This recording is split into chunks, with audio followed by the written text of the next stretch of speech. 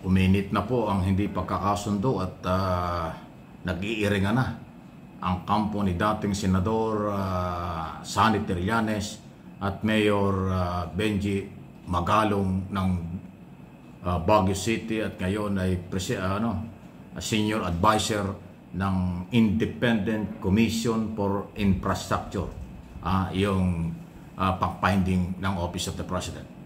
Dahil ang sinasabi po ni dating Senador Trillanes, pinagtatakpan lang at gusto raw iligtas, parang ganon, ni Mayor Magalong ang mga Duterte. O sinasabi niyang kakampi ng mga Duterte itong si Magalong. Kaya tuloy kanyang naisalaysay dito at nabanggit yung kanyang mga pinagdaanan at ang kanyang pagpapatunay na sinasabing wala siyang kinakampihan kahit sino pag may mali ay kanyang hinaharap at pinapanagot bilang investigador. Aba ganon? So tingnan niyo yung paliwanag dito ni Mayor Magalong ng Baguio City. I've investigated yung pagkawala ng 900 plus na AK-47. Yung nangyari kay Albayalde, di ba? Nung pamasapano, I owe President Tinoy or President Noynoy so much na nakulong ako during the time of PGMA, na-delay yung aking mga promotions. In fact, muntik pa nga ako na-try, kasi sumobra na yung years ko sa pagiging colonel ko. And I was taken out of the PNP and brought to PIDEA. Kaya nakita mo yung pinagdaanan ko talaga. And then when President Noynoy take over, na-fast-track yung 1-star ko, 2-star ko. So I owe him so much. Pero when I started investigating the Mamasapano incident, there was so much pressure para i-whitewash ka investigation. Ano bang ginawa ko? Diba? I performed the mandate to seek out the truth and to tell the truth. Yun ang ginawa ko. So ano ba yung pagdududaan pa nila sa akin? Ganon din yung AK-47 na 900 that ended in the hands of the NPA. 5 generals and 3 full colonels, mga upper class ko sa PMA, mga under class ko sa PMA, na very close sa akin. I have to file cases against them. Na-dismiss nga sila. Ganon din yung investigation sa Bucor. Kaya hindi ko alam kung ano yung binabanggit niya. Hindi ko talaga siya maintindihan . Pangalawa, si Secretary Vince Dizon, si Secretary Charlie Galvez, si Secretary ng ating Secretary Anyo, they all serve under President Duterte. Does that make them protector? Nagustuhan yung performance nila . Di ba? I handled thousands of people when I was in the Philippine National Police. One way or the other, may magustuhan kang mga official mo at sundalo mo na magandang performance. Magugustuhan mo sila, bibigyan mo sila ng break. Dahil they perform, they deliver. Does that make them a protector? Protector ako kung sakaling nagkamali ako. They will also perform every time na meron silang ibang boss. These people will always perform. Ganon din ang nangyari sa amin.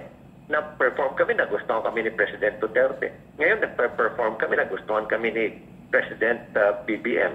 So, does that make us a protector? Hindi ko makuha yung logic . Oo. Mayor Benjamin. Yun yung paliwanag ni Mayor Magalong. Parang may sama na ng loob. Hinimay-himay na niya yung mga kanyang pinagdaanan. Totoo naman po yun. Nung siya ay dapat Lieutenant General, naging Major General, na-demote pa nga dahil kanyang kinasuhan dyan si dating Pangulong Noli Aquino, nasa kabilang buhay na. At kanya marami siyang binangga sa military at polis nang siya investigasyon sa investigador bilang director ng Criminal Investigation Detective Group. At napilitan niya siya na marang magkaroon ng early retirement niya sa isong yan. Ngayon naging mayor ng Baguio. Pero ang sinasabi kasi ni Trillanes naman, meron ho kasi mga pagkakataon na parang ang dating ay nag-iiba-iba rin ng statement si Magalong. Kung yung mga gunita, ilang beses na ho yung pinag-uusapan na dapat ay nagbo-volunteer na siyang maging testigo ng mga investigasyon sa Senado at Kongreso. Ayaw niya sa Senado. Gusto niya humarap ay sa Kongreso. At ang sabi ng Kongreso, kaduda-duda naman ang kanyang mga sinasabi. Kasi paano namin siya iimbitahan? Sabi niya hindi daw siya nagtitiwala sa mga congressman. Wala daw siyang tiwala sa investigasyon ng Kongreso. Kaya hindi siya iniimbitahan doon. So, ngayon, ang tingin naman ni dating Senador Trillanes ay maka-Duterte ka. Gusto mong isalba ang mga Duterte. Kasi ang pinipilit, ang binabanggit lang daw ni Mayor Magalong ay itong nangyari ngayong 2022-2023. Ang paniniwala naman ni Trillanes, at kahit ako naniniwala din ako dyan, kaya nga yung maraming grupo yun ang gusto mangyari. Matapos aminin ni Diskaya na 2016 nag-umpisa ang kanyang pagpapayaman sa mga projects sa DPWS during Duterte administration. Yun po yun eh. So, ngayon, sinasabi ko sa inyo ang palitan ng kailang mga akusasyon sa isa't isa. Saan tayo maniniwala? Kay Mayor Magalong o kay dating Senador Trillanes? Pareho yung minapatunayan na. Pareho din silang nakaranas ng kulong. Pareho silang nakakulong ng araw. Dahil sa prinsipyo. Si Trillanes ay nagkudita noon laban kay Arroyo dahil sa mga korupsyon sa military. Kaya siya ay natalo, pinakulong. Ganun ho eh. Ito naman si Magalong, nakulong din. Pinakulong din yan. Dahil naman sa kanyang prinsipyo nang siya ay pulis pa. At ay nga, nadimot pa nga siya. Dapat Lieutenant General, naging Major General, 2-star na lang, napilitang retiro na lang siya dahil sa controversial na kanyang pag-iimbestiga sa Mama Sapano at yung AK-47 niya kung controversial ng araw na ibininta raw sa mga kalaban. Maraming pinagdaanan sila parehas eh. Isang sundalo at isang pulis. Yung Major General, ngayon ay Mayor Benji Magalong. Isa namang Philippine Navy na sundalo na si Trillanes, senior grade Sonny Trillanes. Ayan. Kung tutuusin natin, pareho silang may tapang, pareho silang may prinsipyo, pareho silang mayroong mga expose, pareho silang mayroong mga sinasabi. So ngayon, magkasalungat sila. Si Trillanes ay naging complainant pa ng mga Duterte hanggang doon sa ICC. Yan naman talaga, consistent yan si Trillanes laban sa mga Duterte at mga Duterte boys na kanyang kinasuhan kaliwat kanan noon hanggang ngayon. Ay si Magalong wala pa naman ipapail na kaso against Duterte at mga Duterte boys. Yun ang pagkakaiba. At napansin na nga tuloy na parang bakit? Parang iniiwasan mo yung mga Duterte. Bakit nakapokus ka lang dito sa Marcos administration corruption?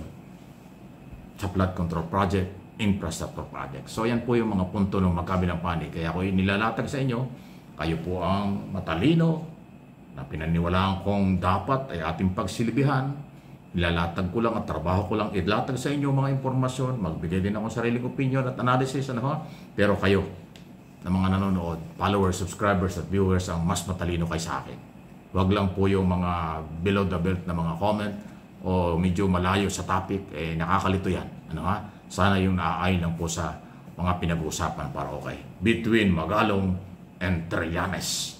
Umiinit na yung dalawa. Sino kaya ang totoo sa kanila? Sino kaya ang may prinsipyo sa kanila?